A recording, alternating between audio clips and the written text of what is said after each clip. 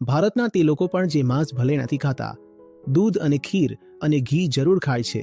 જો તમારી પાછળ એ કારણ હોત, છોડવાનું એ કારણ હોત કે એમાં પશુને યાતના મળે છે, શોષણ છે પશુનું, એટલે હું માંસ નથી ખાતો, તો પશુનું શોષણ તો દૂધ, ઘી અને ખીરમાં પણ સરખું જ છે.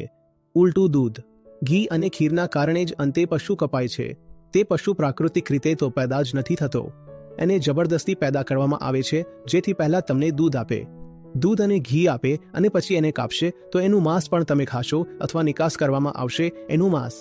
જો તમે વાસ્તવમાં પશુ કરુણાને કારણે તમારા ખાનપાનની પસંદગી કરી રહ્યા હોત, તો જેવી રીતે તમે માંસ છોડ્યું એવી જ રીતે તમે દૂધ છોડી દીધું હોત. આ કેવી વિચિત્ર વાત જોવા મળે છે કે માંસ તો છોડી દીધું છે, દૂધ પકડી રાખ્યું છે. તો આપણે કંઈ જાણતા નથી. શાકાહાર ફક્ત ત્યારે છે જ્યારે હું પોતાની પૂરી પ્રજ્ઞા, પૂરા બોધ અને વિવેક સાથે નિર્ણય કરું કે હા, મારી સામે મોકો છે, વિકલ્પ છે, પરંતુ હું અસ્વીકાર કરું છું. તો જો તમારી પાસે મોકો પણ હતો, વિકલ્પ પણ હતો અને પછી તમે અસ્વીકાર કર્યો છે, તો હું સમજુ છું આ સરાહનીય વાત છે.